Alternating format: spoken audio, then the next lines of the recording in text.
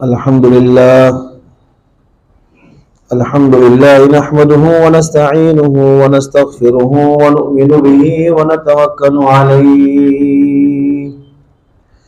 व नऊज़ु बिल्लाहि मिन शुरूरि अनफुसिना व मिन सय्यिआति अमालिना मन यहदिहिल्लाहु फला मुदिल्ल लहु व मन युद्लिल्हु फला हादिय लहु ونشهد أن لا إله إلا الله وحده لا شريك له ونشهد أن سيدنا وحبيبنا وسندنا ومولانا محمدا عبده ورسوله صلى الله تعالى عليه وعلى آله وصحبه वसल्लम तस्लीमन कसीरन कसीरा अम्मा बाद फ़अऊज़ु बिल्लाहि मिनश शैतानिर रजीम बिस्मिल्लाहिर रहमानिर रहीम फ़इज़ा क़ुदियतिस सलातु फ़ंतशिरू फ़िल अर्ज़ि वब्तगू मिन फ़ज़लिल्लाह वक़ाल अल्लाहु तबारक व तआला फ़ी मक़ाम आख़र अहल्लल्लाहुल बैअ व हर्रमर रिबा वक़ाल तआला या अय्युहर रुसुलु कुलू मिनत तय्यिबाति वअमलू सालिहान सदक़ल्लाहुल अज़ीम वक़ाल अन्नबी सल्लल्लाहु तआला अलैहि वसल्लम तलबुल हलाल वाजिबुन अला कुल्लि मुस्लिम वक़ाल अन्नबी सल्लल्लाहु तआला अलैहि वसल्लम याती अलन नासि ज़मान ला युबालिल मर्उ मा अख़ज़ मिन्हु अमिनल हलाल अम मिनल हराम वक़ाल अन्नबी सल्लल्लाहु तआला अलैहि वसल्लम इन्नत तुज्जार युहशरून यौमल क़ियामति फुज्जारा इल्ला मन इत्तक़ा व बर्रा व सदक़ वक़ाल अन्नबी सल्लल्लाहु तआला अलैहि वसल्लम इज़ा वज़नतुम फ़रजिहू वक़ाल अन्नबी सल्लल्लाहु तआला अलैहि वसल्लम अल्लाहुम्मा बारिक लि उम्मती फ़ी बुकूरिहा औ कमा क़ाल अलैहि स्सलातु वस्सलाम।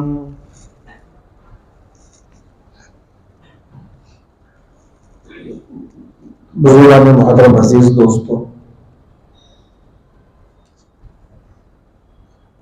हलाल तिजारत ये भी इबादत है।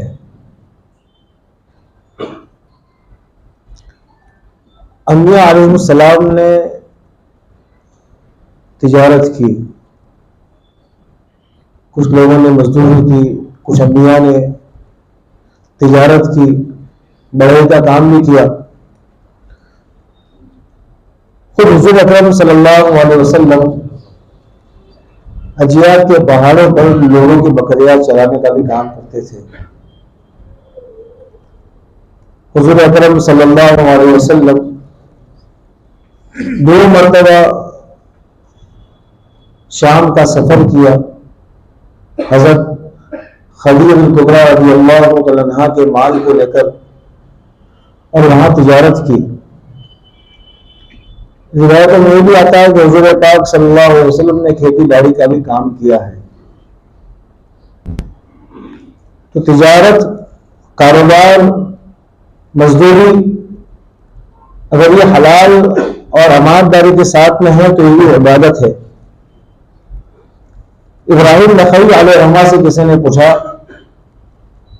कि 2 लोगों में से कौन बेहतर है, एक वो जो गोशा नशी हो और नफले मशगूल हो, और एक वो शख्स जो बाजारों में तिजारत करता फिर रहा हो, हलाल रोजी की तलाश में हो। तो आपने फरमाया अमानदार ताजिर, अमानदार अमीन ताजिर, अमानदार ताजिर ये गोशा नशी नफले पढ़ने वालों से बेहतर है। अल्लाह ताला कुरान पाक में फरमाते हैं फ़इज़ा क़ुदियतिस सलातु फ़ंतशिरू फ़िल अर्ज़ वब्तगू मिन फ़ज़लिल्लाह कि जब जुमा की नमाज पढ़ लो तो फिर जमीन में मुंतशिर हो जाओ, अल्लाह की रोजी को तलाश करो। ये अल्लाह पाक हुक्म फरमाते हैं। हजरत औराक इब्न मालिक रज़ियल्लाहु तआला अन्हु तो जुमा की नमाज के बाद मस्जिद के दरवाजे पर खड़े होकर फरमाते, अल्लाहुम्मा अजब्तु दअवतक, कि अल्लाह पाक आपने हमें नमाज के लिए बुलाया, हम हाजिर हो गए। और सल्लैतु फरीज़तक, और आपने जो फरीजा हम पर आयद किया उसको हमने पूरा किया। वंतशिरू फमा अमरत, अब हम मुंतशिर हो रहे हैं जैसा कि तुमने हुक्म दिया। फरज़ुक़नी फ़अंत खैरुर राज़िक़ीन, अल्लाह तो हमें रोजी अता फरमा, तो बेहतरीन रोजी देने वाला है। तो इसके हलाल का कमाना ये इबादत है। एक साहबी के हाथ लकड़ियां काटने के लिए सख्त हो गए थे, तो आपने फरमाया कि हलाल रोजी में इन्होंने अपने हाथों को छलनी करवाया है, इन हाथों को जहन्नम की आग नहीं छुएगी। मगर हमने सब कुछ नमाज को, रोजे को और कुरान पढ़ने को समझ लिया है कि यही दीनदारी है, और बाजार में जो मसाइल पेश आते हैं उसमें हमें जो करना है कर ले। बाजार के साथ नहीं चलेंगे तो कारोबार कैसे चलेगा? ये जुमला हमारे लिए बहुत खतरनाक है। नबी करीम सल्लल्लाहु अलैहि वसल्लम ने उस जमाने में लोगों में ईमान की दावत दी जब सूद अपनी बुलंदी पर था, शराब भुट्टी में पड़ी हुई थी। रिवायत में आता है जब शराब हराम हुई और सहाबे कराम ने अपनी शराबों को मदीना के गली में बहाया, तो उसके बाद जब भी बारिश होती थी तो शराब की महक उठती थी। और जब सूद को हराम किया तो अल्लाह के नबी के चचाए हज़रत अब्बास रज़ियल्लाहु अन्हु ने, जो सूदी कारोबार करते थे, 80 लोगों के सूद को माफ कर दिया कि अल्लाह ने हराम कर दिया है। उनका तो कारोबार ही यही था। तो अल्लाह का हुक्म आया तो अल्लाह को राजी करने के लिए, अल्लाह के नबी की इत्तिबा करने के लिए सब कुछ करना आसान हो गया उनके लिए।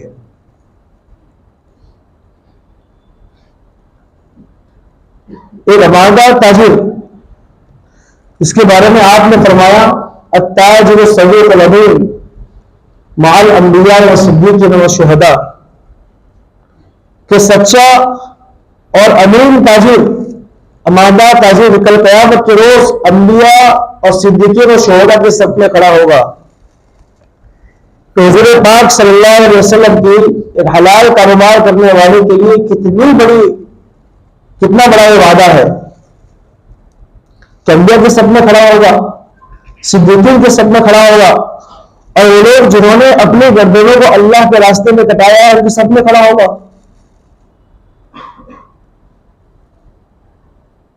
मगर दोस्तों, ये काम जितना आसान है हमने उसको इतना ही मुश्किल समझ लिया है।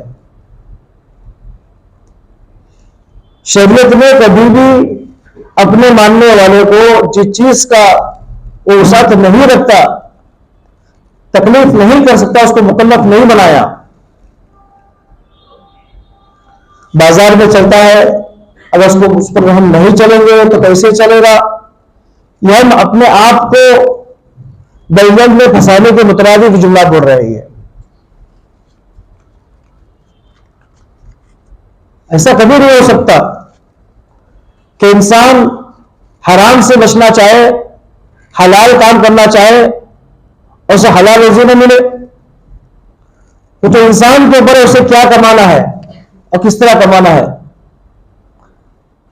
हज़रत अली फरमाते रज़ी अल्लाह तआला अन्हु कि मैं नमाज पढ़ने के लिए जा रहा था तो अपनी तलवार और अपनी गिरा एक को संभालने के लिए दी कि नमाज पढ़ के आ रहा हूं, बाद में तुझसे ले लूंगा मैं। नमाज के बाद आके हाजिर ही था वो, तो राइट। बाजार में गया तो मेरी वही ज़रा जो है वो बिक रही थी, वही तलवार बिक रही थी। तो मैंने कहा मेरी है, तो कहा भाई साहब बेच कर गए अभी। तो कितने बेचेगा? 10 दिरहम में बेची। हज़रत फरमाते हैं जब उसको मैंने संभालने के लिए दिया अपनी जरा और तलवार को, तो मैंने नियत कर ली थी कि बाहर आने के बाद उसको 10 दिरहम दूंगा, लेकिन इसके दिल में हराम कमाना था तो हराम तरीके से कमाया। अगर दिल में हलाल तरीके से कमाना होता तो ये लेकर गसर करके न भागता, न बेचता और मेरे पास से वो रकम उसको मिलती। तो इंसान हलाल कमाना चाहे तो अल्लाह पाक उसके लिए ऐसे ही बंदोबस्त फरमाते हैं, और अगर हराम में पड़ना चाहे तो बाजार में तो ऐसा ही चलता है, हम नहीं चलेंगे तो क्या होगा, बाजार में ऐसा चलता है तो मुसलमान उसके खिलाफ चलाएगा। हम क्यों मजबूर हो उनकी तरह काम करने के लिए? शरीयत जहां गुंजाइश देगी काम करेंगे, लेकिन जहां गुंजाइश ना हो तो वहां उनकी तरह काम क्यों करेंगे? हम मजबूर करें कि वो हमारी तरह काम करे। और अगर इंसान अल्लाह के नबी के तरीके पर अमल करेगा तो दुनिया में कोई काफिर भी अमल करेगा तो खसारे में कभी नहीं रह सकता, ये मुमकिन ही नहीं है। आखिरत में कुछ मिले न मिले, लेकिन दुनिया में वो खासिर कभी नहीं रह सकता नुकसान में, वो फायदा उठाएगा अल्लाह के नबी के हदीस पर अमल करके। तो हलाल कारोबार करना दोस्तों आसान है, मगर हमने उसको मुश्किल समझ लिया है, और हमारे मुश्किल समझने की वजह से हम हराम के दलदल में फंसते जा रहे हैं। हम मामला की तहकीक में जुस्तजू में नहीं जाते, हमें जो समझ में आ जाता है हम कर लेते हैं। इंसान का मिजाज बना हुआ है, हर बात पूछने का नहीं, हर बात पूछने का नहीं, इंसान का मिजाज बना हुआ है। मैं मस्जिद से बाहर आया तो दो साहब खड़े थे, तो एक मुझसे मसला पूछा तो बोला वो वितर की नमाज में ये मसला पेश आया, तो मसला मुझे पूछ रहा है, बाजू से पूछने का नहीं, वहां लोग को जो समझ में कर लेने का, अल्लाह ने दिन को आसान बनाया है। सवाल मुझसे कर रहा है वो, और जवाब सऊदी में रहता था 4 साल वो, तो वो कह रहा है कि बहुत पूछने का नहीं, जो समझ में आया कर लेने का। तो बेबी चुप रहा, वहां कुछ करने जैसा था ही नहीं, तो हुज्जत करता ना, वो तो खड़ा हुज्जत करने के लिए कि मौलाना कुछ बोले हुज्जत करो, मैं 2-4 हदीस याद करके आया था। वो इत्तेफाकन जुमा की नमाज में मुझे नजर आ गया, वो पहले सुबह बैठा हुआ था, सोच से कुछ और आया था, लेकिन कहना कुछ और पड़ गया। मैंने कहा कि एक आदमी डॉक्टर के पास जाता है, किसके लिए? इलाज के लिए, और डॉक्टर दवाइयां लिखकर देता है।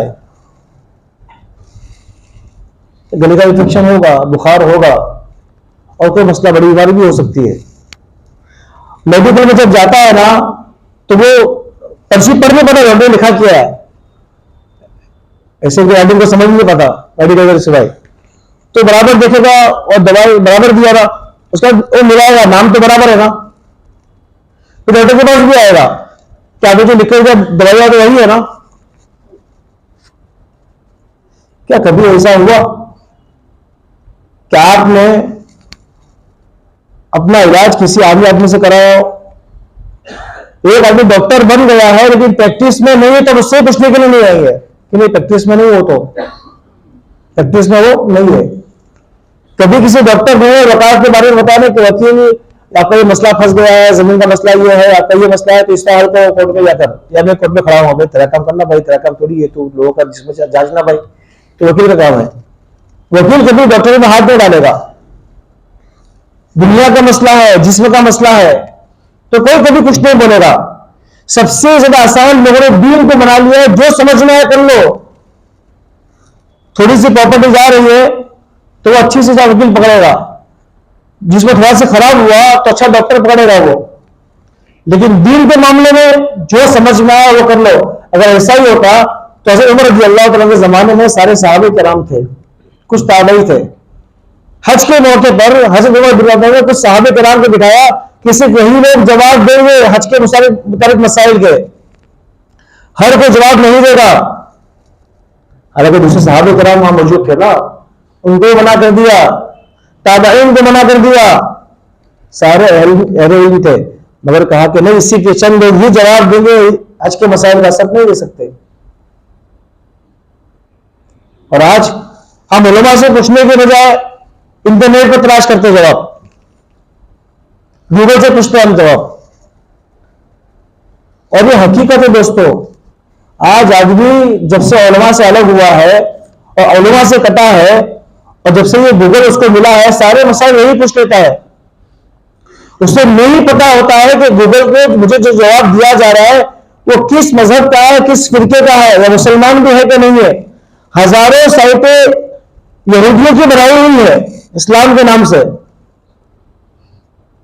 आपने नाम सुना होगा खान सर का? क्या नाम सुना खान सर? नहीं सुना? सुना है खान सर का नाम? वो हिंदुओं के मुसलमान है, बताइए ना। ये सूरह फातिहा पढ़ता है, वो सूरह इखलास भी पढ़ता है, वो उसका नाम मुसलमानों वाला है, लेकिन सारे काम इस्लाम मुखालिफ करता है। वो सारे काम यकसा सेम फॉर्म के अंदर भी वो ऐसी ही बातें कर रहा है मजहब इस्लाम को निशान दिखाने के लिए। तो नाम तो इस्लाम वाला है, सूरह फातिहा भी पढ़ता है, लेकिन काम उसके इस्लाम मुखालिफ है दोस्तों। तो सारे मसाइल इंसान गूगल पर तलाश करता है, कौन सी साइड है, किसने बनाई, हमें कुछ मालूम नहीं दोस्तों। सो याद रखिए कि उलमा से कभी भी आप दूर नहीं हो सकते। जिस दिन अपने मसाइल उलमा को छोड़कर किसी और जगह लेकर गए तो समझ लीजिए कि आप दलदल में फंसते जा रहे हैं और उस खाई में जाकर गिरेंगे तो वहां से निकलना आसान भी नहीं होगा। हराम माल की वजह से, हराम कारोबार की वजह से आपके नस्लें तबाह हो जाएगी दोस्तों। हदीस शरीफ में आता है, एक आदमी ने कपड़ा पहना हुआ है 10 दिरहम का, उसमें 9 दिरहम हलाल का है और 1 दिरहम हराम का है, तो जब तक ये कपड़ा उसके बदन पर रहेगा उसे एक नमाज भी कबूल नहीं होगी। आज हमारे खानों का क्या हाल है, आज हमारे पहनने का क्या हाल है दोस्तों। क्या हमने कभी हमारे कारोबार में गौर किया कि हलाल है कि हराम है? और हम दीन से जो दूर होते जा रहे हैं हराम कारोबार की वजह से, हमारे पेट में हराम रोजी पहुंची उसकी वजह से। अल्लाह पाक फरमाते हैं, या अय्युहर रसूल कुलू मिन अत-तय्यिबात वअमलू सालिहा, कि पाकीज़ा रोजी तलाश करिए, वही खाइए और फिर अच्छे अमाल करिए। मालूम हुआ कि अच्छे अमाल करने के लिए, दीनदार बनने के लिए जरूरी है कि आपकी रोजी भी हलाल हो। बहुत सारे मसाइल, नित्य मसाइल हमारे मुआशरे में हैं। ऑनलाइन कारोबार है, मुजारबत का है, इस्तिस्ना का है, हैवी डिपॉजिट का है, चेन सिस्टम कारोबार का है, और हजारों उसमें जुड़े हुए समझते नहीं कि हलाल है कि हराम है। ऑनलाइन कारोबार में सबसे पहले शेयर मार्केट आती है दोस्तों।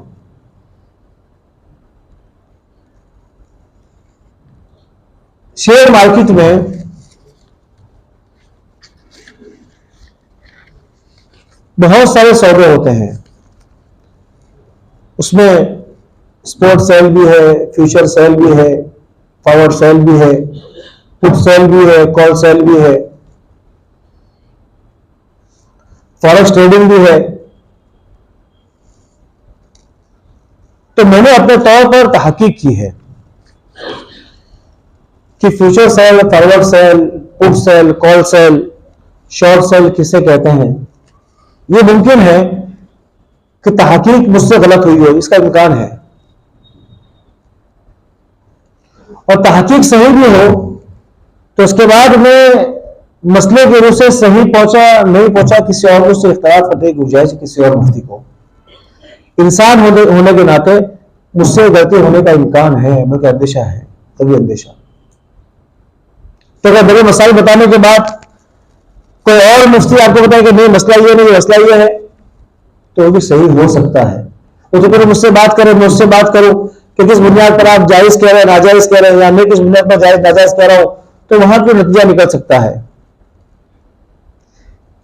इसलिए मुझसे जो हद तक मकदूर हो सका मैं कोशिश करके लाया हूं। मैं शेयर्स मार्केट में सबसे ज्यादा काम जो होता है हाजिर सौदों का, जिसे स्पॉट सेल कहते हैं। तो ने डिमेट अकाउंट बनाया शेयर्स खरीदने के लिए, लेने के लिए, देने के लिए। उसके अकाउंट में पैसे पड़े हुए हैं और उसने शेयर्स खरीदे। तो शेयर्स खरीदने के लिए सबसे पहले समझिए कि आदमी कौन से शेयर्स ले सकता है, कौन से शेयर्स नहीं ले सकता। सबसे पहले ये देखना जरूरी है कि जिस कंपनी के शेयर्स वो हिस्सा खरीद रहा है, शेयर्स खरीद रहा है, वो कंपनी कारोबार क्या करती है। अगर हलाल कारोबार करती है या हराम चीजें बेचती है, मोबाइल है, गाड़ियां है, स्टील का जो है काम है उनका, या ऑटोमोबाइल है, या ड्रग है, दवाइयां है, तो इन कंपनियों को शेयर लेना जायज। और जो कंपनी हराम कारोबार करती है, जैसे इंश्योरेंस के शेयर है, बैंक के शेयर है, या कोई कंपनी शराब बनाती है और शराब बेचती है उसके शेयर है, तो इन कंपनी का शेयर लेना जायज नहीं। अब कंपनियां जो है उनका खुद का भी 25% शेयर होता है, वो जरूरी है। अब उन्हें अगर आवाम से पैसा मिलता है तो उन्हें बैंक से लेने की जरूरत नहीं पड़ती, लेकिन शेयर्स मार्केट में डालने के बाद पब्लिक से पैसा नहीं आया तो बहुत सारी कंपनियां ये बैंक से भी पैसा लेती है कारोबार करने के लिए। तो इस मामले में बहुत से फुकाहा ने किल्लत और कसरत का एतबार किया है कि अगर ये कंपनियां ज्यादातर बैंक से पैसा उठाती है 40%, 50%, तो ऐसी कंपनी में पैसा नहीं लगाना चाहिए, अगर मालूम है तो। अगर उससे कम है तो किल्लत और कसरत के उसूल के एतबार से आप वहां पैसा लगा सकते हैं। अलबत्ता अगर हमारी जिस कंपनी के शेयर लिए हैं उस कंपनी ने बैंक में पैसा रखा है, सूद मिला है और साल के आखिर में डिविडेंड मिलता है, डिविडेंड, तो डिविडेंड के बाजू में इंटरेस्ट का खाना भी होता है, तो वहां जो रकम हमें मिलेगी इंटरेस्ट के नाम से वो गरीबों पर बगैर सवाब की नियत के सवाब सदका कर देना जरूरी होगा। अब शेयर हमने जायज कंपनी के खरीद लिए, अब उसे कब बेच सकते हैं हम? कंपनी बिल्कुल नहीं खड़ी हुई है, अभी तक उसने जायदाद नहीं खरीदी, पब्लिक से सारे पैसे इकट्ठे हो गए। अगर नकद सारा पड़ा हुआ है तो मार्केट में ऐसी कंपनी के शेयर्स भी बिकते हैं, तो ये बेचना दुरुस्त नहीं है, ये बेचना दुरुस्त नहीं है। इसलिए कि यहां पर जो आदमी शेयर्स खरीद रहा है और जो बेच रहा है वो नकद के मुकाबले में नकद ही खरीद रहा है, बेच रहा है। चूंकि कंपनी ने अभी तक कोई जायदाद खरीदी नहीं है, उसका पूरा सरमाया नकद की शक्ल में है। अब नकद जो है कंपनी ने 1 करोड़ रुपए जमा किए थे, एक शेयर जो है कि 1000 का, अब इसका भाव बढ़ गया कि कंपनी कल जाकर अच्छा करने वाली है। अब कंपनी का भाव जब बढ़ गया तो गया कि अब 1 करोड़ के बजाय 1 करोड़ 50 लाख मार्केट इसका वैल्यू हो गया, मार्केट के साथ, मगर पैसा उतना ही पड़ा हुआ है। अब आप अगर ये शेयर्स खरीदेंगे 1.5 करोड़ के हिसाब से कि एक शेयर 1500 का, तो पैसे के काले पैसा ही आया है, क्योंकि वहां नकद ही कंपनी के पास पड़ा हुआ है, तो ये जायज नहीं। लेकिन अगर कंपनी ने जायदाद खरीद ली है, कारोबार शुरू कर दिया है, जायदाद खरीद ली है, गाड़ियां है, फैक्ट्रियां है और जो है कि इमारतें हैं, ऑफिस वगैरह है, तो उस कंपनी के शेयर्स खरीदना बेचना बिल्कुल जायज। अब सबसे पहले हाजिर सौदे, क्या आपके अकाउंट में पैसे पड़े हुए हैं और आपने जब शेयर्स खरीदा तो आपके अकाउंट के जितने शेयर्स खरीदा है अकाउंट में से इतने पैसे आपके कट गए। अब जितने पैसे आपके कटे हैं उतने शेयर आपके अकाउंट में बोलने लगे। डिलीवरी जो है कभी 2 दिन के बाद आती है, कभी 3 दिन के बाद आती है। ये एक तरीका उनका होता है, आपने जिसे खरीदा फौरन डिलीवरी आपको नहीं दे सकते वो लोग, वो तरीका है कि 2 दिन में जो कि मैच सेट होता है सब में सब कुछ आता है। मगर यहां पर जो माल आपने खरीदा है उसका रिस्क और जिम्मान आपके जिम्मे आ चुका है। आपने जिसे माल खरीदा और आपके अकाउंट से पैसे कट गए और वो शेयर्स आपके अकाउंट में डीमैट अकाउंट में बोले रखता है कि आपने शेयर्स खरीदे हैं। अब खरीदने के बाद ये शेयर्स का भाव कम हो जाए या ज्यादा हो जाए या किसी आसमानी आफत की वजह से कंपनी तबाह हो जाए तो भी ये खरीदने वाले का ही जाता है। तो रिस्क गोया के मुंतकिल हो गया, जिमान खरीदने वाले के जिम्मे आ गया, तो ये कब्जा हो गया। लिहाजा खरीदने के बाद आप उसी दिन उसको बेच सकते हैं। बस मुफ्तियां फरमाते हैं कि डिलीवरी के बाद तो वो अपने दलाल देते हैं, लेकिन हमें जो समझ में आया वो ये कि जिमान मुंतकिल हो गया है, आपके पूरे पैसे कट गए, तो आप उसको उसी दिन इंट्राडे आप कर सकते हैं। हाँ, अगर आप डिलीवरी के बाद बेचे तो बिल्कुल मुत्तफक़े तौर पर आप जायज काम करेंगे। फिर आप तो हाजिर सौदे, तो हाजिर सौदे आप बाद में भी बेच सकते हैं, 10 दिन के बाद उसी दिन बेचना चाहे इंट्राडे तो भी कर सकते हैं। इसको स्पॉट सेल भी कहते हैं शेयर्स की जबान में। नंबर 2 फ्यूचर सेल, जिसको फॉरवर्ड सेल में थोड़ा सी फर्क है मगर है एक ही तरह के। उसमें होता यह है कि आदमी मुस्तकबिल के एतबार से शेयर्स खरीद लेता है कि आज तारीख क्या होगा 15, मैं 30 तारीख को फला शेयर आपसे खरीदूंगा, उसका उस दिन जो भी रेट हुआ, अभी तक ये चीज आपके कब्जे में आई नहीं, आप मालिक बने नहीं है, मगर उस 15 दिन से पहले आपको शेयर्स बेचने की इजाजत होती है। आपको अगर भाव बढ़ गया, आप बेचना चाहे तो बेच सकते हैं, और फिर 15 तारीख को आप जो वहां से खरीद देंगे, अब आपने इसको बेचा, उसको लाकर आप दे दो शेयर्स दिए, उसके काम में चले जाएंगे खुद ब खुद दिए। तो यह शरीयत का कसूल यह है कि जिस चीज के आप मालिक नहीं है आप उसको बेच नहीं सकते। मैंने गाड़ी खरीदी नहीं है, खरीदने वाला हूं मैं, तो मैंने गाड़ी खरीदी नहीं है, मैं मालिक नहीं हूं, तो मैं उसको बेच भी नहीं सकता, मैं उसको बेच भी नहीं सकता। इसलिए कि यहां पर गरर का अंदेशा है, धोखे का अंदेशा है। हो सकता है कोई चीज मेरी मिल्कियत में आए, हो सकता है ना आए। और बाज लोग करते क्या उसके अंदर कि 30 तारीख के वादे पर शेयर्स खरीद लिए, अब देखा भाव बढ़ गया तो बेच देते हैं, अगर भाव नहीं बढ़ा तो 30 तारीख को वो शेयर्स लेते ही नहीं है, मगर कुछ पैसे कट जाते हैं लोगों के। मान लो 1 लाख का शेयर लिया है तो 10,000 कट जाएंगे, तभी ये मुकर न जाएगा। बाद में मुकर जाता है खरीदने से, तो उसमें से जो है कि जो नुकसान नफा हुआ है वो बराबर कर सकते हैं कंपनी वाले। अगर वो मुकर जाता है तो उसमें जुर्माना लगाकर उसको चलने देते कंपनी वाले। तो शरीयत कहती है कि जिस चीज का मालिक नहीं हुए आप उसको नहीं बेच सकते। तो याद रखिए फ्यूचर सेल और फॉरवर्ड सेल जायज नहीं है। Number 3 short cell. Short cell क्या होता है कि आदमी पहले बेचता है फिर खरीदता है, पहले बेचता है फिर खरीदता है, कि उसको पता है कि शेयर जो है कि ऊपर जाने वाले हैं, ये शेयर ऊपर जाने वाले हैं, तो अभी उसको खरीद लेता है, उसको बेच डालता है। तो यहां पर शरीयत कहती है अब आदमी उसको खरीदता है और खरीद के उसको डिलीवरी देता है। तो शरीयत यहां पर यह कहती है कि यहां पर उस चीज का मालिक नहीं हुआ है, वो मैं गैर ममलूक कहते हैं कि जिसका मालिक नहीं है ये उसको बेच रहा है, तो ये भी जायज नहीं हुआ। तो शॉर्ट सेल ये भी जायज नहीं है, ये बिल्कुल सूद है। एक होता है ऑप्शन सेल।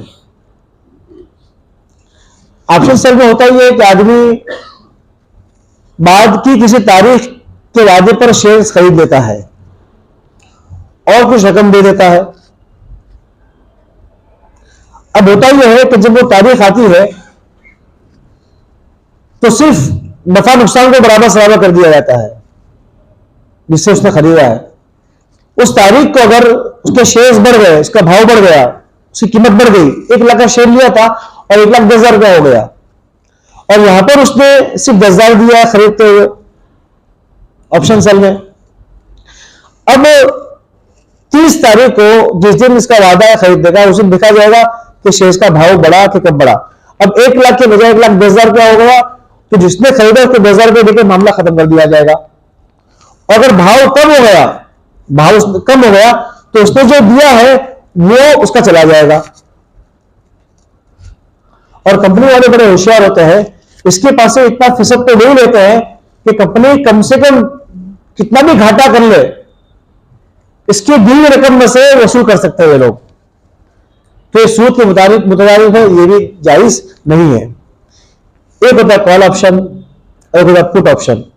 कॉल ऑप्शन में यह होता है कि आदमी से अंदाजा लगाता है, कंपनी को यह कहता है कि शेयर्स के भाव बढ़ने वाले हैं फला तारीख को, और आपने उसको बुक कर लिया, तो उस तारीख को अगर वाकई शेयर्स के दाम बढ़ गए तो कंपनी कहेगी आपका अंदाजा सही हुआ, जितना दाम बढ़ा हुआ होता है उसको दे देते हो। और एक पुट ऑप्शन कि आप पेशन गोई करेंगे बजाय कि फला तारीख तक इसका शेयर के भाव गिर जाएंगे। अब वो तारीख जब आती है, अब शेयर्स के दाम अगर वाकई गिर गए तो आपकी जो है कि भविष्यवाणी ये सही हुई, बजाय पेशन गोई, मार्केट के उतार चढ़ाव का आपकी नजर में समझते कि ये सही जानता है ये, तो आपको जो है कि आपको ये लोग जितनी रकम कम हुई है उसके हिसाब से आपको मुनाफा दे देंगे ये लोग। और गलत हुई, जितना पैसा आपने भरा वो कट जाएगा आपका। तो ये भी बिल्कुल सूदी मामला है, ये जायज नहीं है।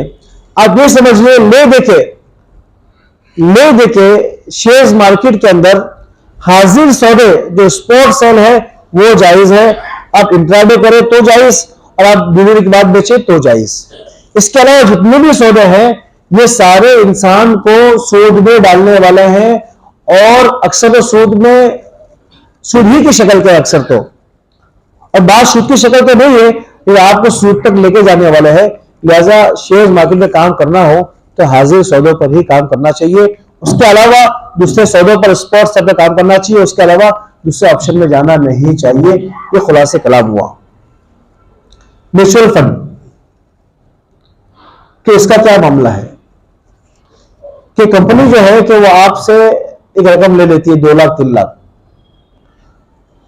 और वो अपने एतबार से कारोबार करती है और आपको कमा कर देती है।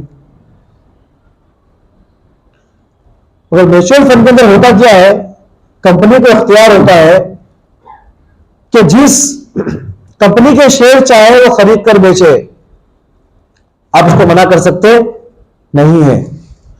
अब वो बैंक के शेयर्स भी लेती है, वो इंश्योर के शेयर्स भी लेती है, वो नाजायज कारोबार करने वाले कंपनी को शेयर्स भी लेती है। तो असल जो हमारा उसूल था कि ऐसी कंपनी के शेयर्स खरीदना जो नाजायज काम करती हो जायज नहीं है। जैसा म्यूचुअल फंड के अंदर कंपनी को अख्तियार होता है कि जिस कंपनी के शेयर लेना चाहे वो लेकर आपको मुनाफा कमा कर दे। लिहाजा म्यूचुअल फंड के अंदर पैसा लगाना दुरुस्त नहीं है। टाटा एथिकल, टाटा वाले ने एक शरिया इंडेक्स के नाम से बनाया है, तो जहां तक मेरी तहकीक है तो उसके अंदर उस बात का एहतमाम करते हैं वो कि जायज कंपनियों में जो कंपनियां जायज काम करती है उसके शेयर्स लेती है और बेचती है। इतना ठीक है, लेकिन हाजिर सौदे, उसके अलावा जितने भी सूदी कारोबार के तरीके सब करती है ये। तो शुरू में तो हमने कहा कि जायज है, ये जब मालूम पड़ा कि भाई टाटा एथिकल वाले, टाटा कंपनी भी हाजिर सौदे भी करती है, फ्यूचर सेल भी करती है, शॉर्ट सेल भी करती है, तो हमें कमाकर नाजायज तरीके से दे रही है। लिहाजा टाटा एथिकल कंपनी के अंदर भी लगाना दुरुस्त नहीं है। इसके अलावा फॉरेक्स ट्रेडिंग ये बहुत चल रहा है।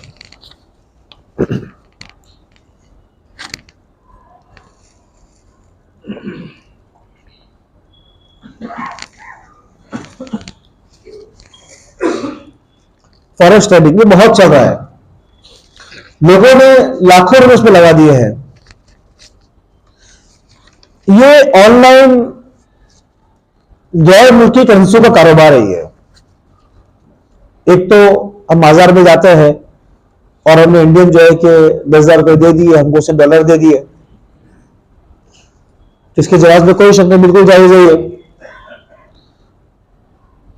यह कि हमने उसको पैसे दे दिए आज 10,000 और उसने कहा कि मैं आपको 4 रुपए के बाद इतने डॉलर दूंगा, तो ये भी जायज। लेकिन जो ऑनलाइन फॉरेक्स ट्रेडिंग है उसमें 3 तरह के कारोबार है। एक तो गैर मुल्की करेंसियां होती है, नंबर 2 सोना होता है, और नंबर 3 पेट्रोल डीजल और जिससे मादनियात होती है, कोयला वगैरह। तो मेरी बात समझिए आप लोग, अगर नहीं समझे तो और मैं तशरीह करूं। समझिए आप लोग कि नहीं कि बहुत वो सूखा बहुत मौजूद है, बोला ना बहुत सूखा मौजूद तो नहीं है। हाँ जो लोग कंटा रहे कि वाकयात भी नहीं बोल रहे हैं, खाली मसाइल बयान करते जा रहे हैं, वाकयात में लोगों को मजा आता है ना। तो फॉरेक्स ट्रेडिंग में जो कारोबार ऑनलाइन करेंसी का होता है, उसमें होता यह है कि आप मान लो कि आपने $1,00,000 का आपने लॉट खरीद लिया आपने, तो आपके अकाउंट से 10% रकम ही कटेगी, कीमत कटेगी, और 90% जो है ये कंपनी आपकी तरफ से अदा करेगी, जिस कंपनी के थ्रू आप डायरेक्ट नहीं कर सकते, आपको दरमियान में किसी भी कंपनी का सहारा लेना ही पड़ेगा। और एक शेयर मार्केट में भी है, आपको किसी भी कंपनी का, ग्लोबल है या किसी भी कंपनी का सहारा को लेना ही पड़ेगा, आप डायरेक्ट नहीं कर सकते। तो यहां आपने $1,00,000 का शेयर खरीद लिया, तो आपको पूरी कीमत का 10% देना है, और 90% जो है ये कंपनी अदा करेगी। अब जो दिन बढ़ता, अच्छा ये जब आपने ये किया तो सबसे पहले कंपनी जो आप पर चार्ज लगाएगी सर्विस चार्ज के नाम से, क्यों आपको खिदमत दे रहे हैं। लेकिन आपने डॉलर जो लॉट लिया उसको बेचने में ताखिर किया आपने 2 दिन 4 दिन, तो जो दिन बढ़ते जाएंगे उतना ही ये लोग आपसे सूद लेते जाएंगे, क्योंकि उन्होंने 90% खुद दिया, उन्होंने 10 तो आपने दिया 10% कीमत का, और 90% कंपनी ने दिया है। तो कंपनी ने जो पैसा दिया 90%, वो उसके हिसाब से आपको सूद आप पर लगाती रहेगी, चार्ज, सर्विस चार्ज के नाम पे सूद लगाती रहेगी। सर्विस चार्ज एक ही मरतबा होता है, बार बार तो होता नहीं है, तो सर्विस चार्ज के नाम से सूद हम पर लगाती है, तो सूदी कारोबार हुआ। नंबर 2, ये डॉलर आप अगर डिलीवरी चाहेंगे तो आपको डिलीवरी कभी मिल ही नहीं सकती इसकी आपको। अगर वाकई इस तरह कंपनी की डिलीवरी आपको मिल जाए अगर मान लो, तो जितने भी बाजार में बैठे होंगे सारे यहीं से डॉलर खरीदना शुरू कर देंगे। जहां तक हमारा तजुर्बा है और हमारी मालूमात है, इसमें डिलीवरी नहीं मिलती है। अगर वाकई इसका तजुर्बा है कि डिलीवरी मिलती है, तो उस सूरत में अगर पूरा पैसा आपके अकाउंट से गया, पूरा पैसा आपके अकाउंट से ही गया, बीच में कंपनी ने 90% नहीं लगाया है, अगर वो लगाती है तो सीधे मामला हो जाएगा, जो मैंने पहले समझाया। अगर ये पूरा पैसा आपने लगाया है और डॉलर पूरे आपको मिल जाते हैं, आप जब चाहे निकालना चाहे निकाल सकते हैं, तो फिर दुरुस्त हो जाएगा। अगर दरमियान में कंपनी अगर नहीं है या कंपनी अगर है उसके बावजूद पूरा पैसा आपका कटा है, तो आपने $1,00,000 लिए, मान लीजिए कि इंडियन जो है कि वो $1 करोड़ रुपए, एग्जाम्पल दे रहा हूं मैं आपको, और $1 करोड़ आपके अकाउंट से कट गए और आप जब चाहे डॉलर को निकाल सकते हैं, तो जायज हो गया। लेकिन आप बीच में अगर कंपनी ने 90% लगा दिया है, अब चाहे तो डिलीवरी मिले न मिले, सूदी सौदा हो गया, ये आपसे सूद ले रही है, जायज नहीं है। नंबर 2, अच्छा इसमें होता क्या है कि आदमी बहुत कम पैसों में कारोबार कर लेता है, आदमी बहुत कम पैसों में कारोबार कर लेता है, नुकसान भी होता है और कमाना चाहे तो बहुत कमा भी सकता है। इसलिए आदमी इसमें जाया जाता है कि मैं कारोबार करूंगा अगर मार्केट में, तो मुझे 50 लाख डालना पड़ेगा, ना 30 दुकान लेनी पड़ी, सब करना पड़ेगा। या तो अकाउंट खोलो और 1 लाख में शुरू कर दो, 5 लाख में शुरू कर दो, और आदमी जो है कि नसीब से कमाता भी इसके अंदर है फिर, तो आदमी के लिए आसान हो गया है। लेकिन सूदी शक्ल कहां का आती है आदमी समझता नहीं है। आदमी समझता है कि मैं तो सही काम तो कर रहा हूं, मैं डॉलर खरीदा मैंने और बेचा, लेकिन ना उससे कर्जे में आया है, ना डिलीवरी मुझको मिल सकती है, और बीच में कंपनी 90% देकर आपसे सूद भी ले रही है। तो ये घुमाकर देखा जाए तो नाजायज हुआ। अगर आप सोना खरीद रहे हैं, तो सोने में तो शरीयत कहती है कि जब तक सोना मुमय्यज अलग करके आपको न दे दिया जाए, तब तक आप उसको बेच ही नहीं सकते। तो फॉरेक्स में अगर आप सोना खरीदते हैं तो ये दुरुस्त बिल्कुल नहीं हुआ। अब पेट्रोल, दूसरी मादनियात अगर आप खरीदते हैं तो इसकी डिलीवरी आपको मिलती नहीं है। लिहाजा ये कहीं ना कहीं जाकर जुआ की तरह हो गया कि आपको कागज पे दिखाया जाता है, हकीकत में कहीं होगा, इससे इंकार नहीं है, लेकिन आप कब्जा कभी नहीं कर सकते, चाहे तो भी नहीं कर सकते। लिहाजा जुए की शक्ल है, लिहाजा फॉरेक्स ट्रेडिंग ये नहीं करना चाहिए। बिटकॉइन और क्रिप्टो करेंसी का मामला बहुत चला, उलमा ने अपने जुस्तजू पर तहकीक बहुत की, लेकिन अब तक अक्सर उलमा इस तरफ गए हैं कि क्रिप्टो करेंसी और डिजिटल करेंसी जो है बिटकॉइन एक दुरुस्त नहीं है। उसके पीछे कोई ऐसी चीज नहीं है जिसकी मालियत हो, जिसकी कोई मालियत हो। ब्लॉक चेन है लेकिन कोई मालियत नहीं है वो। और वैसे भी शरीयत ने जो तारीफ की है माल की या करेंसी की, तो उसके हिसाब से देखा जाए तो आज के दौर में कोई भी आदमी अपने तौर पर करेंसी बना सकता नहीं है। करेंसी बनाने का इख्तियार सिर्फ किसका है? सिर्फ हुकूमत का है। सोना चांदी एक ऐसी चीज है कि कोई करेंसी बनाए कि ना बनाए, अल्लाह ने उसको बना दिया है तो क़यामत तक करेंसी रहने वाली है सोना चांदी। लेकिन सोना चांदी के अलावा कोई करेंसी बनाना चाहे तो हुकूमत के इख्तियार में है। कोई इंसान कितना भी चाहे कूपन बन सकता है, ये करेंसी नहीं बन सकती। तो लोग बोलते हैं कि भाई हम बिटकॉइन में कारोबार करते हैं तो हुकूमत टैक्स लगाती है। तो टैक्स तो इसलिए लगाती है कि आप काम कर रहे हैं, आप कमा रहे हैं, आप नुकसान कर रहे हैं तो उस पर टैक्स ले रही है। तो उसके टैक्स लेने की वजह से ये मतलब नहीं है कि ये उन्होंने करेंसी मान लिया है। इसीलिए 2 या 4 महीने पहले गवर्नर ने आरबीआई को ऐलान कर दिया था कि क्रिप्टो करेंसी या डिजिटल करेंसी आप कारोबार करते हैं तो बहुत संभाल करिए, किस वक्त आपका पैसा डूब जाए कुछ कहा जा सकता नहीं है। तो ये जितनी भी करेंसियां है, अब तक उलमाए किराम का एक बहुत बड़ा मसला इस तरफ गया है कि इसका कारोबार नहीं करना चाहिए। ये मशकूक दायरे नहीं है, ये कारोबार है या नहीं है। बहुत सारे कार्ड बैंक वाले इशू करते हैं, इसमें डेबिट कार्ड है, क्रेडिट कार्ड है। तो डेबिट कार्ड है उसके इस्तेमाल में तो कोई शक ही नहीं उसके जवाब में कि जायज है, बिल्कुल आपके पैसे हैं वो कट जाते हैं सीधे सीधे, आप कोई चीज खरीद लेते हैं। और कंपनी जो है कि डेबिट कार्ड का सर्विस चार्ज लेती है, ठीक है। जहां तक मसला क्रेडिट कार्ड का है, ये मसला थोड़ा सा टेढ़ा है। उसमें होता यह है कि कंपनी बैंक वाले देखते हैं कि अकाउंट में कितने पैसे पड़े रहते हैं। आमतौर पर 2 लाख 3 लाख 4 लाख वो 1 साल 2 साल दिखती है, 3 साल दिखती है। तो लगता है कि इसके अकाउंट में 2 लाख 3 लाख पड़े ही रहते हैं हमेशा, या कैपेबल निकालता है इतना जमा कर लेता है। तो आपको फोन आता है कि भाई आप हमको क्रेडिट 2 लाख की देना चाहते हैं। कितने लाख की? 2 लाख की। तो इस क्रेडिट का मतलब ये होता है कि आपके अकाउंट में अगर पैसे नहीं है तब भी आप 2 लाख तक की आप खरीदारी कर सकते हैं। आप हवाई जहाज टिकट खरीदिए आप, या उससे वीजा लगाइए आप, या कोई सामान खरीदिए, घर का सामान खरीदिए, आप कोई खाने के लिए जाए उसका बिल पे कर दीजिए। उसका मसला क्या है? तो समझिए कि क्रेडिट कार्ड में होता यह है कि उनकी 2 शर्तें होती है।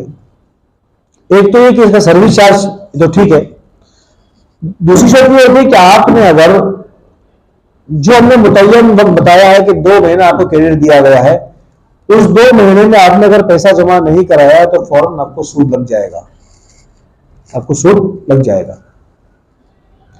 अब बाज मुल्कों में डेबिट कार्ड चलता ही नहीं है, आपको क्रेडिट के बगैर गुजारा ही नहीं है।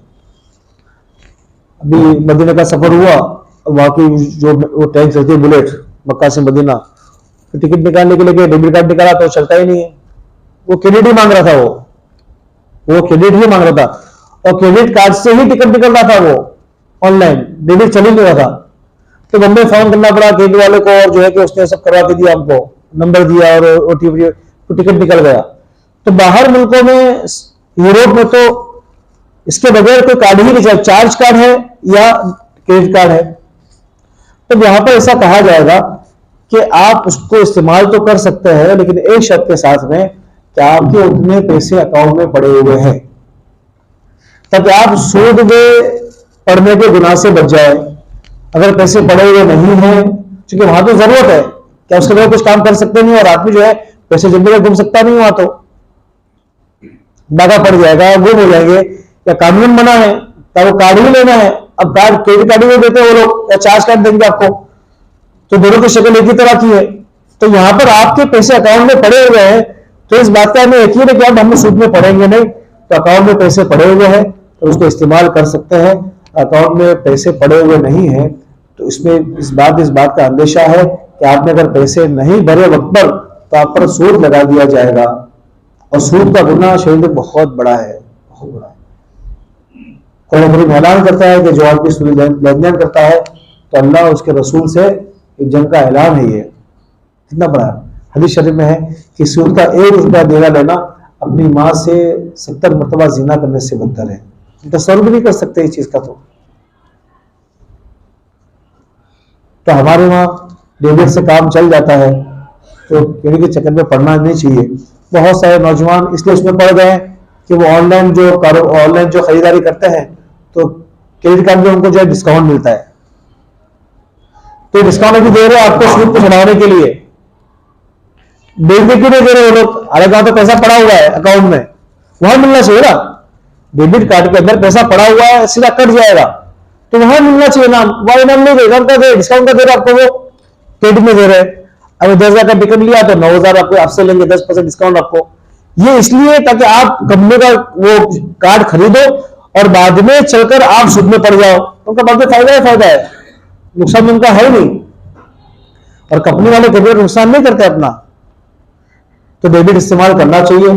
क्रेडिट अगर नागुज़ीर हो तो आपके पैसे पड़े हुए हैं तो इस्तेमाल करना चाहिए, वरना नहीं करना चाहिए। ऑनलाइन कारोबार बहुत चल रहा है, तो उसमें एक शक्ल तो बहुत आसान है कि वो आपने अमेज़न पे गए, आपको कुछ चीज पसंद आई, मोबाइल आपने खरीद लिया, अब आप चाहे तो कैश दे दो, बाद में आने के बाद वो जब चीज लेकर आ जाए डिलीवरी दे, ये अभी पैसे कट जाएंगे, आपको सामान बाद में मिल जाएगा, ठीक है, कोई हर्ज नहीं है। और उससे बाद मतलब आपको इनाम मिलता है, कैशबैक, तो भी इनाम है, या कीमत कम कर दिया, ये भी जायज है। अलबत्ता अभी कुछ लोगों ने कारोबार क्या शुरू किया है कि वो बड़ी बड़ी कंपनियों से डील करते हैं कि आपका सामान हम बेचेंगे, आपका सामान हम बेचेंगे, तो उनके पास कोई सामान नहीं है, मगर जितने सामान अमेज़न पे है सारे उनकी साइट पर भी है, और आप उनकी साइट पर जाएंगे तो वो सामान दिखेगा, मगर उनकी मिल्कियत पे भी नहीं है, उनकी मिल्कियत में अभी नहीं है। अब आप सामान खरीदेंगे तो वो अमेज़न से मंगा के आपको दे देंगे, और ये जिम्मेदार है अमेज़न को पैसा पहुंचाने के, और आप पैसा इनको देंगे, बीच में कमीशन मिल जाएगा। तो यहां बजाय ऐसा मालूम होता है कि जिस चीज के मालिक नहीं उसको बेच रहे हैं, लेकिन यहां गुंजाइश टिकट सकती है कि शरीयत में एक बे का नाम है बे सलम, कि जो चीज मार्केट में है ये आपके पास नहीं है, तब उसका ऑर्डर ले सकता है कि भाई ये चीज मैं तुझे लाकर दे सकता हूं मैं, और फिर बिना मसाले की बुनियाद पर आप उसी दिन लाकर देंगे तो भी गुंजाइश है, 3 दिन के बाद दिया तो भी गुंजाइश है, और महीने के बाद दिया तो भी गुंजाइश, ऐसी गुंजाइश है। जीएसटी का मसला,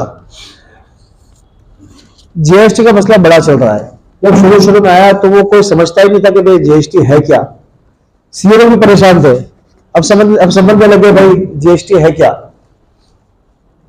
हुकूमत ने ऐसा निजाम बनाया है कि टैक्स से तो बचने न पाए, और जीएसटी में उन्हें बहुत सारे टैक्स को जमा कर दिया है।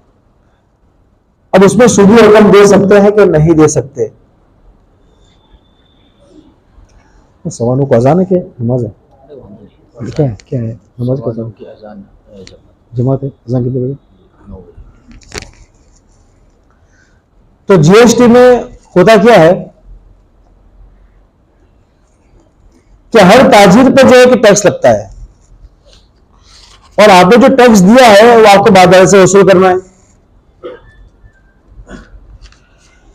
तो अब इसमें सूदी रकम दे सकते हैं कि नहीं दे सकते, ऐसे मसला पड़ा होगा कि इनकम टैक्स में सूदी रकम जो बैंक में आए उसको दे सकते हैं, तो जीएसटी में दे सकते हैं कि नहीं दे सकते। तो वसूल याद रखिए आप कि अगर आपने आगे वाले को जीएसटी दिया और आपको अपने बाद वाले से वही जीएसटी मिलने वाला है, तो उस सूरत में आप आगे वाले को जीएसटी में सूद की रकम नहीं दे सकते। क्यों?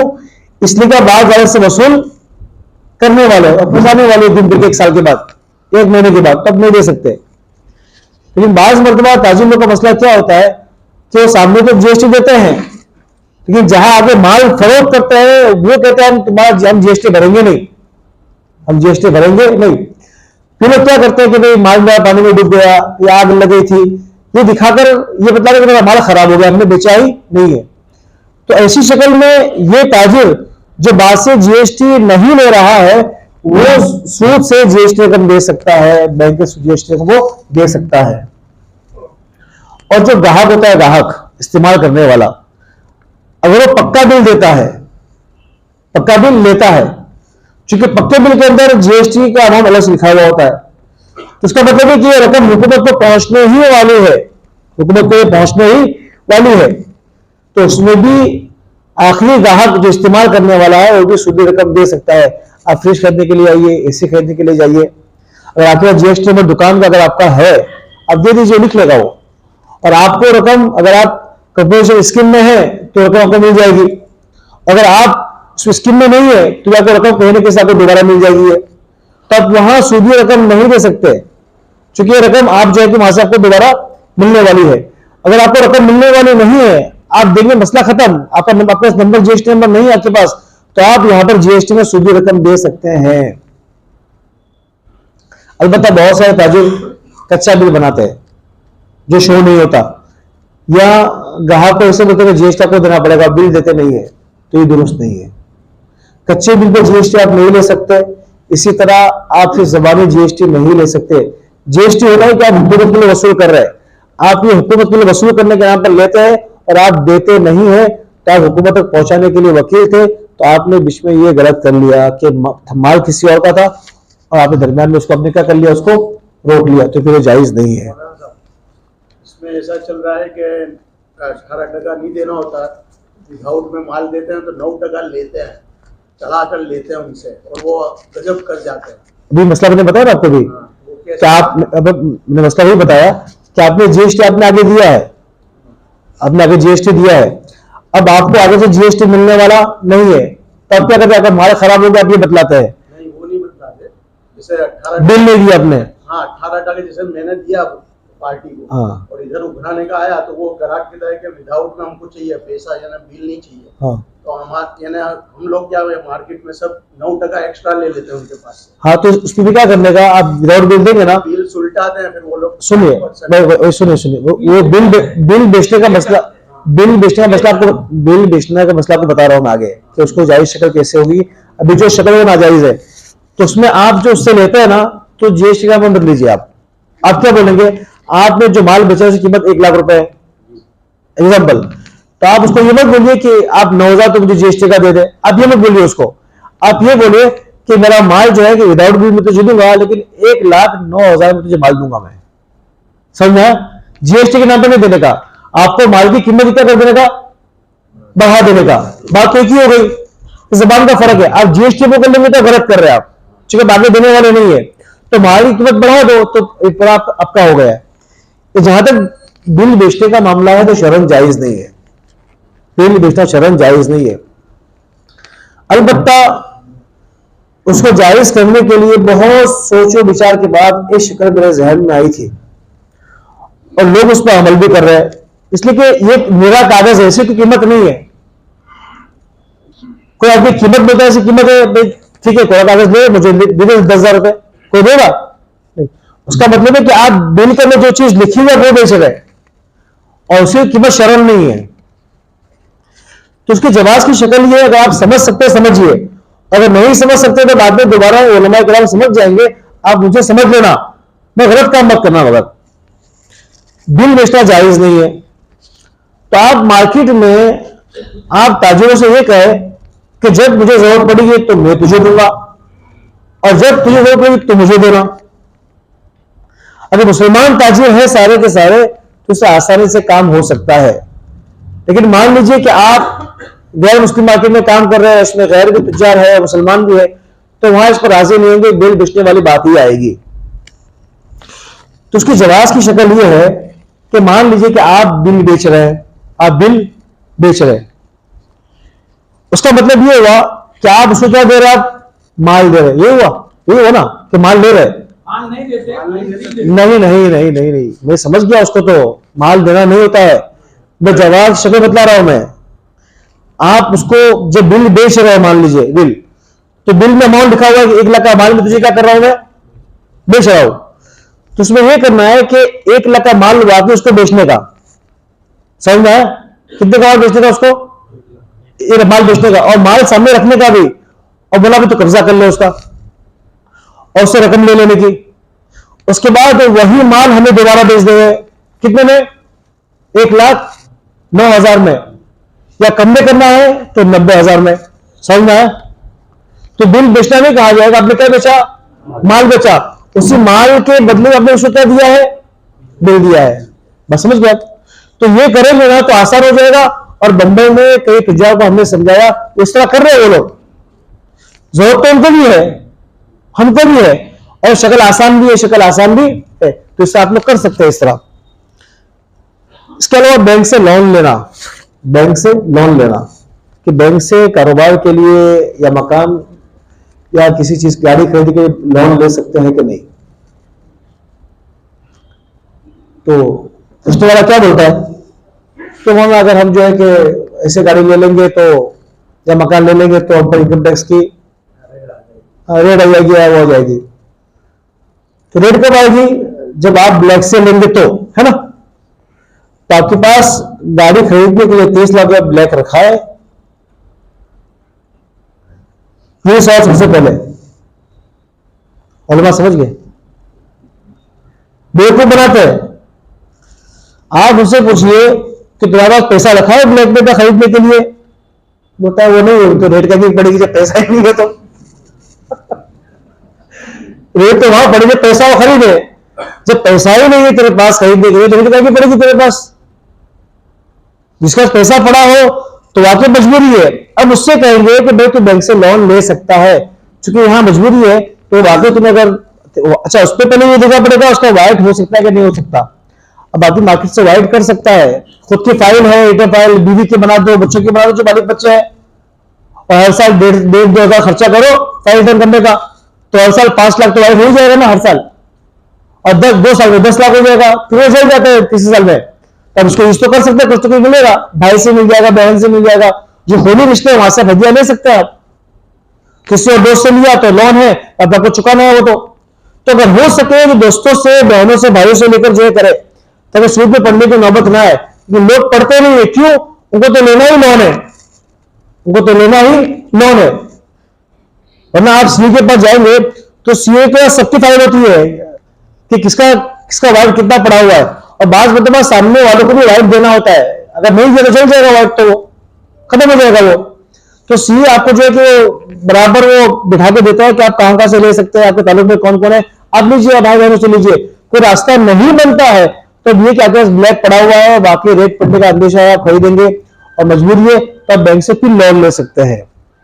आपसे इतना बोल देना कि हाँ अगर रेट पड़ने का अंदेशा है ले लीजिए, ये दुरुस्त नहीं है। आप वाइट नहीं कर सकते, फाइल रिटर्न आपकी हो रही है, भाइयों की हो रही है, तब भी पूरा नहीं हो रहा है, तब जाकर आप वहां से ले सकते नहीं है। इसी तरह हेल्थ इंश्योरेंस, लॉकडाउन में बड़े मसाइल सिखा दिए, बड़े मसाइल सिखा दिए लॉकडाउन ने। इंश्योरेंस वालों के आने की वजह से इलाज महंगा हो गया। जो इलाज पहले 1 लाख में होता था वो 4-4 लाख का हो रहा है। एक बहुत बड़े ताजिर का फोन आया, बहुत बड़े ताजिर का फोन आया और कहा कि मेरे पोते को दाखिल किया था मैंने अस्पताल में, और उन्हें 5 दिन में 10 लाख का बिल दे दिया। तो क्या इंश्योरेंस करने की गुंजाइश है? हालांकि 10 लाख उसके लिए कोई माना नहीं है, 10 लाख उसके लिए कोई माना नहीं है। वो एक दिन में 20 लाख कमाता होगा, 30 लाख कमाता होगा, लेकिन ये बोल रहा है कि ये नाजायज दे रहे मेरे पास 10 लाख रुपए, ये मुझे भारी पड़ रहा है, अब इंश्योरेंस करा लो तो ये जान छूटे। आप समझे कि नहीं? तो बड़े ताजिरों के लिए मुश्किल हो रहा है, तो जो गरीब है उनके लिए कितना मुश्किल होता होगा। और लॉकडाउन में तो मामला यहां तक पहुंचा कि आप किसी बड़े अस्पताल में जाते थे तो पूछना कि इंश्योरेंस है कि नहीं, इसका कहा है तो दाखिल करते, अगर नहीं है तो कब मुझसे पढ़ने में लेके जाओ। ये तजुर्बा है मुंबई में, हमारा तजुर्बा है ये। कुछ हमारे जानने वाले गए थे एक बड़े अस्पताल में, प्राइवेट में, का इंश्योरेंस किया हुआ है तब तो ठीक है, वरना ले जाओ सूझ जाओगे, यहाँ पर कहीं बेचना पड़ेगा आपको, फिर कहीं में लेके ही चले गए बेचारे वो। तो हालात बहुत बिगड़ते जा रहे हैं। जब से इंश्योरेंस कंपनी आई है उसके बाद से इलाज बहुत महंगा हो गया है, और फिर लोग कहते हैं कि बाकी लोग ज़कात दे देंगे। बहुत सारे लोग बगैर इलाज के चले गए, और आज भी कोरोना के अलावा आज भी बहुत सारे लोग इलाज न कराने की वजह से चले जाते हैं, इसलिए कि आपने ज़कात भी अब जानने वालों को देता है, घरों को देता है, दूसरों जानते नहीं इनको। और जानने वालों को इसलिए देता है कि ज़कात देने का तो जब से देना पड़ेगा, हलाल रकम लिया देना पड़ेगा। क्या देना पड़ेगा? ज़कात दे रखूंगा इसके लिए तो मुझे देना पड़ेगा, तो ज़कात देके मामला खत्म हो, एहसान भी हो जाए, काम भी हो जाए उसका। तो आदमी अब गैर रिश्तेदारों को ज़कात देता भी नहीं, हालांकि समझ में आता है कि भाई ये बहुत मजबूर है, इलाज नहीं देता, आदमी रोक के रखता है ज़कात को, 2-2-3 साल रोक के रखता है उसको। ये सही तरीका नहीं है। अब शरीयत ये कहती है कि हेल्थ इंश्योरेंस, शुरू में सारे मुफ्ती मना करते थे कि दुरुस्त नहीं है, लेकिन सोचने का जाविया थोड़ा सा बदला कि बाजार में आपको मशीन खरीदते हैं, कारोबार की बड़ी मशीन खरीदा या फ्रिज खरीदा, ऐसे खरीदा, तो वो कंपनी वाले बोलते हैं कि 1 साल तक सर्विस फ्री। क्या बोलते हैं? 1 साल तक सर्विस फ्री। 1 साल हो गया तो फोन आएगा आपको कि आपको सर्विस कॉन्ट्रैक्ट करना है, तो क्या आपको 500 या 1000 रुपये भरने हैं, और उसके दरमियान में अगर ये आपका एसी खराब हो गया तो हमारे बंदे बनाने के लिए आएंगे और सामान का पैसा देना पड़ेगा, अगर ज्यादा प्रीमियम है तो सामान में हम लगाएंगे। ये होता है कि नहीं होता? तो शरीयत कहती है कि जायज, ये क्या है? जायज। अब हमारा कहना यह है कि यही चीज इंसान की पार्ट्स पे ले आओ। किस पे? बदन के पार्ट्स पे ले आओ, तो यही चीज होती है। और इसी चीज को देखकर आखिरी मर्तबा अल-मबाहिस फिकिया के अकेडमी के अल-मबाहिस फिकिया के इज्तिमा में बात तय हुई कि सर्विस कॉन्ट्रैक्ट की तरह हेल्थ इंश्योरेंस ये भी जायज। अलबत्ता इसका एहतमाम थोड़ा सा करना चाहिए कि कंपनी से इस तरह का मुआहदा हो, अगर हो सकता हो तो बेहतर है। उसमें ग्रुप बनाकर जाएंगे तो आसानी हो जाएगी, ग्रुप बनाकर जाएंगे तो इस तरह का मुआहदा हो सकता हो कि साल में एक मरतबा हम लोग हमारा चेकअप कराने के लिए आएंगे, बीमार नहीं भी हुए तो चेकअप कराने के लिए आएंगे। अगर राजी होते हैं तो बिला शक को शुबा पे जायज, और अगर ग्रुप बनाकर जाते हैं तो उस पर राजी नहीं हो जाते हैं कि चेकअप 500 का चेकअप तो करना है खाली, तो आपने जो पैसा दिया है उसके मुकाबले में साल में मतलब चेकअप हो गया। ये अगर राजी नहीं भी होते हैं तो भी उसकी गुंजाइश है। अलबत्ता इतना एहतमाम करना चाहिए कि भाई रकम उसके हाथ से डाले, बल्कि वो रकम डायरेक्ट किसको जमा कराए, वो बैंक को, और वो इंश्योरेंस कंपनी को जमा कराए। लेकिन अभी तो सब इंश्योरेंस वाले जो है, हेल्थ वाले, बैंक को देते हैं, बैंक में फॉर्म भरते हैं, बैंक में सही उस नहीं उससे वो इंश्योरेंस कंपनियां जो तो इंश्योरेंस कंपनियां वो उससे खुद का ही पैसा होता है, वो खुद जमा करती है। अब तो कैसा हो गया है कि कोई आदमी बड़ा कारोबार करना चाहे, बैंक खोलना चाहे, कुछ करना चाहिए, तो हुकूमत उनको मजबूर करने के साथ में इंश्योरेंस कंपनी भी आप खोलो, आप इंश्योरेंस कंपनी भी खोलो, ताकि लोगों को उससे क्या हो, फायदा हो, और लोग बगैर इलाज के न मरे। और हमारे वहां कोई सिस्टम बहुत उम्दा नहीं है कि आदमी का इलाज मुयसर हो ही जाएगा। ये बाहर मुल्कों में ये है कि भाई आप गरीब हैं तो कोई इलाज में आपकी कसर नहीं छोड़ी जाएगी, मगर हमारे तो ऐसा है नहीं, तो आदमी मजबूर होता है, और ऐसे मौके पर जो है कि वो ज़कात को देने वाला नहीं होता है, मारा मारा फिरता है, और वो पूरा घर उजड़ जाता है। तो अब की बार जो फैसला हुआ है अल-मबाहिस फिकिया के इज्तिमा में कि हेल्थ इंश्योरेंस लेने की गुंजाइश है, अलबत्ता ग्रुप बनाकर कंपनी से इस तरह का मुआहदा करें कि साल में एक मरतबा हमारा चेकअप आप करवा लें, ताकि बिला शक शुबा क्या हो जाए, जायज हो जाए। अक्सर मौलाना चेकअप के लिए वो लोग ही रिकमेंड करते हैं साल में 1-2 बार चेकअप के लिए कंपनी आएगी, बंदा आएगा आपका ब्लड टेस्ट। और हाँ, अगर ये साथ में होता है ना तो फिर बिला शक शुबा का जायज है, फिर अब करवा सकते हैं इसको, अब करवा सकते हैं। और ये इसलिए है, अच्छा तो ये बताइए आप, ये मुफ्ती कराम ने जो ये मसला निकाला सोच विचारने के बाद, तो क्या ये कंपनियां चल रही इंश्योरेंस कंपनियां उनकी चल रही, इंश्योरेंस कंपनियां उनकी चल रही है क्या? तो बीमार वो खुद हुए थे, किसके लिए वो, क्योंकि हम लोग परेशान न हो, और जाहिर शक्ल निकल रही है तो उसको निकालना चाहिए। तो ये नवाज साहब तो ये मसाइल तो बहुत सारे रह गए, बहुत सारी बातें भी रह गई, फिर दूसरी मतलब इंशाल्लाह अहम बातें तो बहुत सारी भी है, बात में इंशाल्लाह कभी। अच्छा, कोई सवाल किसी को करना हो तो आप सवाल कर सकते हैं जी। से ले लेते हैं, फिर अगर होता नहीं उनके पास बेसलम की तरह शक्ल हो सकती है, तो फिर ये तो वो भी सौदे वाले भी कहेंगे, स्टॉक मार्केट में करने वाले कि हम उनको बेच देते हैं, तो स्टॉक मार्केट में से खरीद तो सकते ही नहीं। उसमें कैसा होता है कि वहाँ क्या चीज़ बेची जा रही है, ली जा रही है, वो वाज़ेह ही नहीं होती वहाँ पर। ये स्टॉक बेचा जा रहा है। नहीं, आप सुनिए, लेकिन यहाँ पर कैसा होता है कि उसी वक्त पूरी रकम देना जरूरी है सलम में। बै सलम का शर्त यह है कि उसे पूरी रकम दे दी जाए और वहां पूरी रकम ले ली जाती है, रकम का 10वां हिस्सा लिया जाता है सिर्फ। बै सलम की शर्त यह है कि उसी वक्त मुकम्मल रकम, समन मुकम्मल रकम दी जाए और चेंज में नहीं होता ये। स्पोर्ट सेल के अंदर अपने का कि वो सीधी निकाल लेकर करना सही, तो ये बहुत सारे जो है वो लिवरेज लेकर करते हैं, होता 10,000 रुपये और 1 लाख रुपए की चीज ले लेते हैं। ये तो नहीं, उसमें कैसा है, उसमें मैंने तफसील आपको बताता हूँ, उस तफसील के साथ मेरा ज़ाहिर में, लेकिन यहाँ समझाने की चीज वो नहीं थी। जो अच्छा हैवी डिपॉजिट का मसला, हैवी डिपॉजिट का मसला आपको बता दूं मैं। दुआ कर लो, सुभान अल्लाह, हमद, सुभान अल्लाह, हमद, अशहदु अल्ला इलाहा इल्ला अल्लाह।